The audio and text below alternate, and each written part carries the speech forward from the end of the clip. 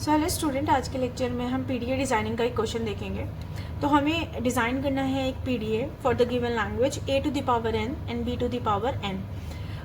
तो अगर मैं इस लैंग्वेज को थोड़ा सा एनालाइज करें तो ये लैंग्वेज कुछ ऐसी है कि ऑलवेज जो स्टार्टिंग होगी वो आपकी a से होगी, और क्योंकि हमारा n ग्रेटर देन 0 है तो मिनिमम हमें 1 मिलेगा, n की वैल्यू 1 मिलेगी और उस केस में आपकी a और b की स्ट्रिंग जनरेट होगी। ठीक है, इसके अलावा आपके जो भी n की वैल्यू 2 होगी तो आपके जो टोटल नंबर ऑफ a जितने होने हैं उतने ही आपको b मिलेंगे। सिमिलरली अगर आपके a 3 है तो b भी 3 होंगे। तो अगर मैं इस स्ट्रिंग को और आप इस पैटर्न को देखें तो बेसिकली पैटर्न किस फॉर्म में जा रहा है कि ऑलवेज स्टार्टिंग किससे हो रही है, a से, और पहले आपको a ही मिलते रहेंगे और एक बार अगर आपको b मिल गया तो उसके बाद आपको a नहीं मिलेगा। ठीक है, और अगर एक बार b मिल गया तो अब आपके पास b ही आपके पास रहने वाले हैं। ठीक है, तो इस लैंग्वेज के लिए आपको पीडीए को डिज़ाइन करना है। अब पीडीए के पास फाइनाइट ऑटोमेटा का टेप तो पहले से ही था, फाइनाइट ऑटोमेटा, और अब इसमें एक नया फीचर क्या ऐड हो गया, आपका स्टैक और ऐड हो चुका है। ठीक है, तो आपका बॉटम ऑफ स्टैक हम मानते हैं Z0 है, जो ये डिफाइन कर रहा है कि स्टैक आपका एम्प्टी है। ठीक है, तो हम सबसे पहले जब भी आप कोई भी स्ट्रिंग सेलेक्ट करें तो n की वैल्यू एक स्टैंडर्ड वैल्यू को कंसीडर करें कि कम से कम उसमें सारे पैटर्न्स आपको मिल जाएं। तो अभी हम n की वैल्यू कंसीडर करते हैं 3, और उस केस में अगर आपकी n की वैल्यू है 3 तो मेरे लिए जो स्ट्रिंग जनरेट होगी वो कौन कौन सी होगी, 3a एंड 3b। सेकेंड चीज, क्योंकि ये language equal number of a और इक्वल नंबर ऑफ b पर है तो आपका जो मोटिव है वो ये है कि जितने भी a हों आपके पास उतने ही उसके करस्पॉन्डेंस आपको b मिले। तो ये आपको रीड करना है कि जितने भी a आपके चले होंगे उतने ही b आपको उस स्ट्रिंग में मिले। तो अब आप क्या कर सकते हैं, सबसे पहले ये आपका इनपुट टेप है, तो आपने इनपुट टेप पर अपनी गिवन स्ट्रिंग को रख दिया। तो आपके पास है 3a और आपके पास है 3b, और 3b के बाद अगर आपको मिलता है नल इनपुट टेप पर तो हम मानेंगे कि आपकी स्ट्रिंग कंप्लीट हो चुकी है। ठीक है, इनिशियली आपका इनिशियल स्टेट Q0 पर आपका मैप है फाइनाइट कंट्रोल, और आपके पास है स्टैक। इनिशियली स्टैक आपका एम्प्टी है तो रिप्रेजेंट करेगा आपका Z0। ठीक है, तो अब हम 1 बाय 1 स्टेप आपका स्टार्ट करते हैं। तो सबसे पहले Q0 पर ऑलवेज क्या मिलेगा, A ही मिलेगा। यहाँ पे कोई भी ऑप्शन आपका B का नहीं है। ठीक है, तो हम यहाँ पर स्टेट डायग्राम बना रहे हैं। तो इनिशियल स्टेट पर आपको क्या मिलेगा, A मिलता है, इनपुट टेप आपका A है, और आपका initially top of the stack क्या है, Z0 है। ठीक है, इन Q0 स्टेट पर इनपुट टेप है आपका A और टॉप ऑफ द स्टैक है आपका Z0। तो इसका मतलब है आपकी अभी जो स्टैक है वो है एम्प्टी। तो उस केस में आप क्या करने वाले हैं, A को पुश करने वाले हैं स्टैक में। आप जो लॉजिक लगा रहे हैं वो ये लगाएंगे, इसमें ये लग सकता है कि आप जब तक आपको A मिल रहे हैं आप क्या करना चाह रहे हैं, स्टैक में इंसर्ट करते जा रहे हैं, और जैसे ही B मिलेगा आप B जब आपको मिलेगा तो आपका जो टॉप ऑफ द स्टैक होगा वो A होगा, क्योंकि इससे पहले आप A को इंसर्ट करा चुके होंगे। ठीक है, तो अगर आपको B मिलता है तो उसके करस्पॉन्डेंस आप A को पॉप कर देंगे। तो अगर ऐसा करते करते आप आपका टेप आपने कर दिया एम्प्टी और आपका जो बॉटम ऑफ द स्टैक अगर रह गया Z0, तो इसका मतलब है आपके पास जितने A थे उतने ही आपने B कंप्लीट कर दिए। अगर ऐसा नहीं रहा होगा तो या तो आपके टेप कंप्लीट नहीं हुआ होगा या फिर आपका स्टैक में कोई वैल्यूज रही होंगी।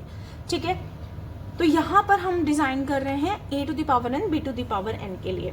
तो इनिशियली आपको सबसे पहले a ही मिलेगा, क्योंकि यहाँ पर कोई और स्कोप ही नहीं है b का मिलने का। तो ऑलवेज आपको क्या मिलेगा, क्योंकि n की लेंथ आपकी 1 है मिनिमम, तो a मिलेगा। टॉप ऑफ द स्टैक है आपका Z0। तो आपको क्या करना है, a को इंसर्ट करना है।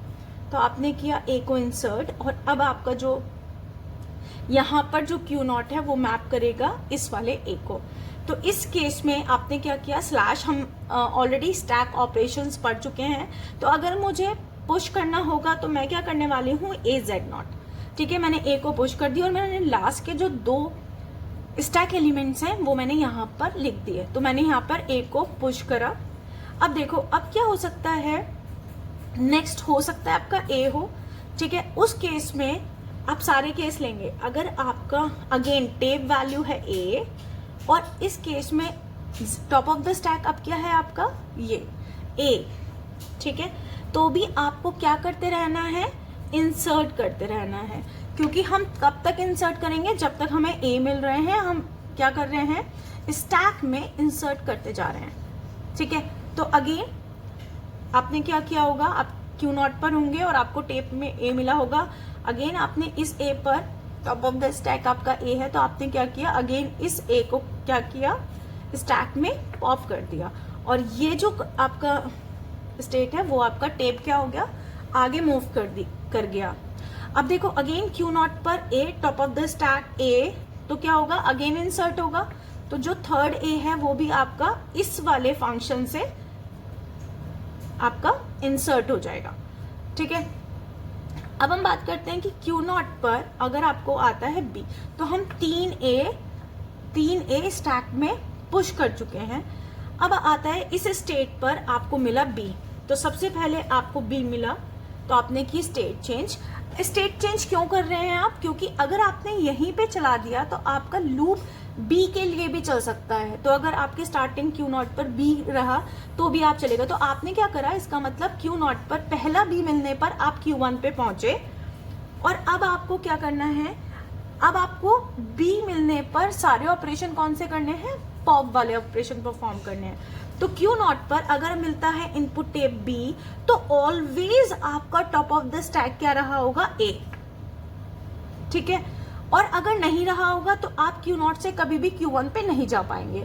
अगेन जब आप पीडीए होता है वो आपका कंप्लीट नहीं है, जैसे फाइनाइट ऑटोमेटा हम ऑलवेज क्या करते थे, हम डिटर्मिनिस्टिक फाइनाइट ऑटोमेटा ऑलवेज आपका कंप्लीट आपका फाइनाइट ऑटोमेटा होता है, तो यहाँ पर हम कंप्लीट नहीं करते, हम सिर्फ उन्हीं के लिए मूव्स दिखाते हैं जिनके हमें चाहिए होते हैं। अगर ऐसी सिचुएशन है जब आपको क्यू नॉट पर बी के अलावा कोई वैल्यू मिले या फिर इनिशियल पे ऐसी वैल्यू ना हो कि आपको बी के लिए, तो आप क्यू नॉट से अगेन मूव ही नहीं कर पाएंगे। जैसे अगर मैं बात करूं कि इनिशियल पर आपको मिल जाता B for example Q not पर, तो अगर आपके इनिशियली यहाँ पे बी होता तो आपका टॉप ऑफ द स्टैक क्या रहता, जेड नॉट ना, तो उसके लिए मैंने कहीं भी लूप ही नहीं, कोई भी फंक्शन फॉलो ही नहीं करा। तो इसका मतलब है अगर ये वाली सिचुएशन होगी तो आपका हॉल्ट हो जाएगा, यहाँ से आप कहीं और मूव ही नहीं कर पाएंगे, ठीक है। तो ध्यान रखिएगा, चाहे डिटर्मिनिस्टिक है चाहे नॉन डिटर्मिनिस्टिक है, पीडीए कभी भी कंप्लीट नहीं होता है। हम सिर्फ उन्हीं के लिए मूव्स बनाते हैं जिनके लिए हमें एक्चुअल में चाहिए होता है। अदरवाइज आपकी उसी पॉइंट पर अगर आपका कोई गलत इनपुट जा चुका है तो वहीं पर आपकी जो मशीन है वो आपकी हॉल्ट हो जाएगी, ठीक है। तो अब हम नेक्स्ट स्टेप पे कर रहे हैं कि अगर मुझे क्यू नॉट पर बी मिलता है तो मैंने स्टेट करी चेंज, और जब भी आपको बी मिलेगा तो ऑलवेज आपके स्टैक में टॉप ऑफ द एलिमेंट क्या रहा होगा, ए। तो आप क्या करने वाले हैं, इस केस में पॉप ऑपरेशन परफॉर्म करेंगे, और मैंने आपको लास्ट वीडियो में बताया कि पॉप ऑपरेशन परफॉर्म करने के लिए जो आपका फंक्शन होता है वो क्या करेंगे आप, नल। इसका मतलब है फर्स्ट ए आपका बी के करस्पॉन्डेंस फर्स्ट ए आपका पॉप हो चुका है। अब जो कर्सर है वो आपका टॉप ऑफ द स्टैक इस पर पॉइंट कर रहा होगा। अब आ चुके हैं आप Q1 पर, और नेक्स्ट बी पर आप पहुंचेंगे Q1 पर, क्योंकि फर्स्ट बी रीड करने के बाद ही आप Q1 पर आए हैं। अब क्योंकि आप Q1 पर आ चुके हैं और आपको पता है कि एक बार B मिलने के बाद इस वाले स्ट्रिंग में कभी भी आपको A नहीं मिलेगा, तो आप क्या करने वाले हैं, यहाँ पर चलाएंगे आप लूप। अब ये लूप पर ऑलवेज आपको टेप पे वैल्यू मिलने वाली है B, ठीक है। B जब भी आपको B मिलेगा तो उसके कोरेस्पॉन्डेंस A जरूर होगा स्टैक में। अगर ऐसी सिचुएशन नहीं है तो आप यहाँ पर ही हॉल्ट कर जाएंगे, ठीक है। तो ध्यान रखिएगा, नेक्स्ट बी के लिए मैंने लगाया ए, और अगेन मुझे ये क्या करता रहना है, पॉप करते रहना है। तो इसका मतलब इस बी के लिए आपने किया ये वाला ए पॉप, आपका हुआ कर्सर आगे, अगेन ये वाला लूप चला, बी के correspondence top of the stack A, तो आपका ये रहा ए, ये वाला आपका पॉप हो गया। तो 3 बी के करस्पॉन्डेंस आपके 3 ए पॉप हो चुके हैं। अब ऐसा करते करते आप कहाँ पे पहुंच गए, नल पर, ठीक है। तो Q1 स्टेट पर अगर आप पहुंच गए इनपुट टेप नल पर, और इस सिचुएशन में आपका टॉप ऑफ द स्टैक क्या रहेगा, जब आप 3 बी को रीड कर चुके हैं तो 3 ए को पॉप भी कर चुके होंगे, तो आप कहाँ पे पहुंचेंगे, Z नॉट पर, ठीक है। तो अगर आप Q1 स्टेट पर नल लेकर Z0 पर पहुंच रहे हैं तो आपको सिंपल क्या करना है, स्किप ऑपरेशन। और स्किप में आप क्या करते हैं, जो भी आपके स्टैक में होता है वो आप इसको एज इट इज छोड़ते हैं और कौन से स्टेट पर पहुंच गए, फाइनल स्टेट पर। ठीक है, तो इसका मतलब है कि आपने इस सब के लिए रीड कर लिया और यहां तक आप फाइनल स्टेट पर पहुंच गए। तो ये डिजाइनिंग है आपकी पीडीए की। और आप देखेंगे यहाँ पर कि आपके जो भी मैंने ए के लिए, बी के लिए मूव्स बनाए हैं तो वो यूनिक मूव्स हैं। तो जो ये पीडीए है वो है आपका डिटर्मिनिस्टिक पीडीए। एक चीज से कंफ्यूज मत होइएगा कि आप देखेंगे कि Q0 पर ए के लिए 2 मूव्स है तो आपको लगेगा कि मैंने सिंगल स्टेट के लिए 2 मूव्स लिए, नहीं। यहाँ पर आप दोनों चीजों को देखते हैं। इनपुट टेप के साथ स्टैक एलिमेंट्स भी देखे जाएंगे तो आप देखेंगे कि ए इनपुट टेप तो सेम है लेकिन जो टॉप ऑफ द स्टैक है वो डिफरेंट है। तो यहाँ पर हम इन दोनों को डिफरेंटली कंसीडर करेंगे। तो ये आपका डिटर्मिनिस्टिक पीडीए ही है, नॉन डिटर्मिनिस्टिक नहीं है। ठीक है, आई होप आपको ये लेक्चर समझ में आया है। Thank you.